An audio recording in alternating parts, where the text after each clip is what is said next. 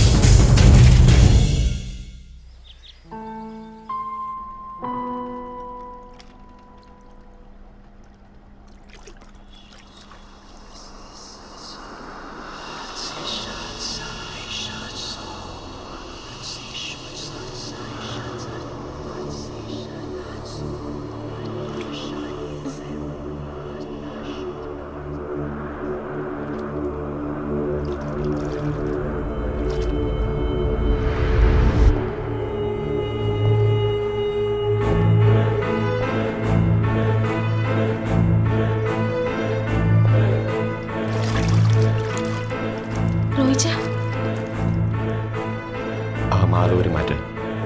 എന്തേ? ഇന്ന് നമ്മുടെ ഹണിമൂൺ തുടങ്ങല്ലേ? ഓ, അതിന് മാറി തടസ്സമാണോ? നല്ലയാളാ, എന്നെ വിഷമിപ്പിച്ച് കളഞ്ഞില്ലേ? ഇതെന്ത് മാജിക്കാ കാണിച്ചേ? ഈ ബാത്റൂമിനകത്ത് എങ്ങനെയാ കയറി പറ്റിയത്? അതൊക്കെ പറയാം.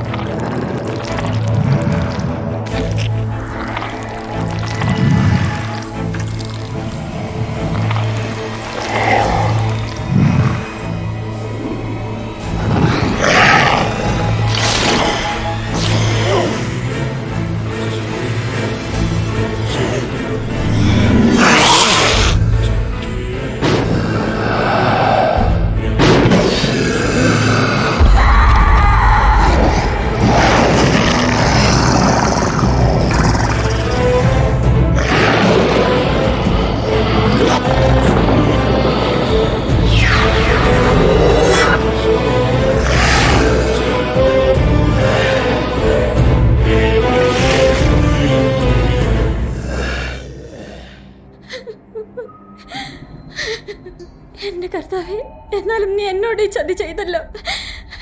എന്റെ മാതാവേ, എന്റെ പിള്ളേർക്കൊന്നും വരത്തല്ലേ. എപ്പോഴും മമ്മി വരുന്നേ? ഉടനെ വരും മോളെ.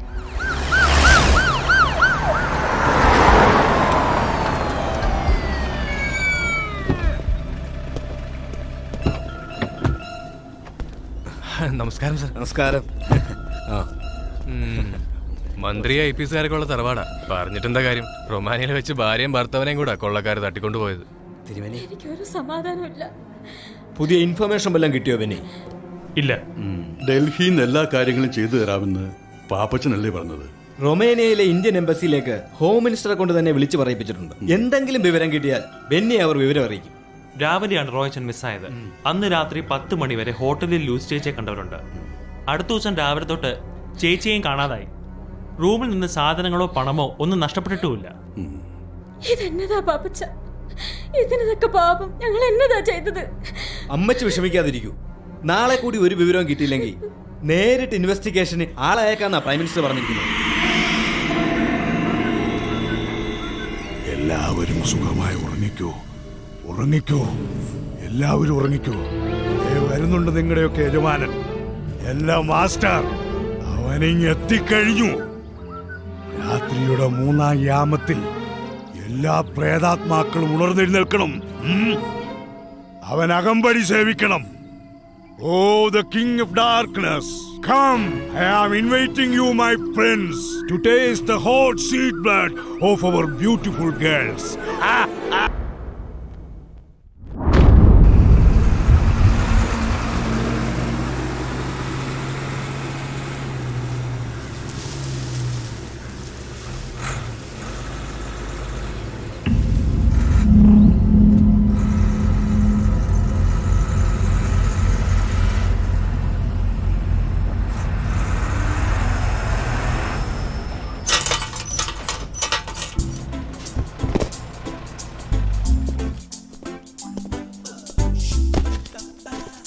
ഓണേഴ്സ് ബംഗ്ലാവ്.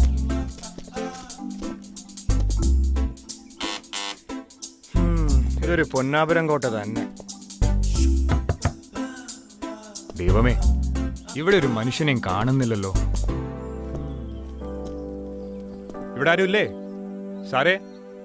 വില്യം ഡേസോ സാറേ? അതെ സാറേ, ഞങ്ങൾക്ക് തിരിച്ചെത്തിയിട്ട് വേറെ ഓട്ടോ ഉള്ളതാ. സാധനമൊക്കെ വേഗം ഇറക്കി വെക്കടാ. ഇറക്കിട്ട് ഇവരെ കയറ്റി വെക്കാൻ പറയണത്. ആനയുടെ പാലുള്ള വെട്ടുകൾ കേട്ടല്ലോ. അത് ശരിയാ. ആരെങ്കിലും ആദ്യം ഇവിടെ നിന്ന് ഇറങ്ങി വന്നോട്ടെ. ശരി ശരി. ഹലോ, ഒമേഗ ഷിപ്പിംഗ് ക്ലിയറിംഗിലെ സ്റ്റാഫ് അല്ലേ? അതെ സർ, ഞാൻ രാജു, മാർക്കറ്റിംഗ് എക്സിക്യൂട്ടീവാ. I am professor William D'Souza. Good evening sir. Good evening. ഞങ്ങൾ ഇതേ സാറിന്റെ ബംഗ്ലാവിന് മുമ്പിലെത്തി. ആരെയും കാണാതെ വിഷമിച്ച് നിൽക്കുക. സാർ ഒന്ന് ഇറങ്ങി വരുമോ?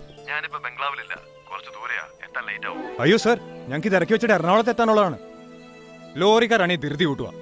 അതിപ്പോ തൽക്കാലം അവരെ ഒന്ന് ഹാൻഡിൽ ചെയ്ത് പറഞ്ഞു വിട്ടിട്ട് രാജോടെ വെയിറ്റ് ചെയ്യും. ഹാ, അങ്ങനെ പറഞ്ഞ എങ്ങനെ ശരിയാവും സാറേ? ബാലൻസ് എല്ലാം കൂടി 30,000 റുപ്പീസ് ആവും. എടു ഇറക്കാൻ വരട്ടെ.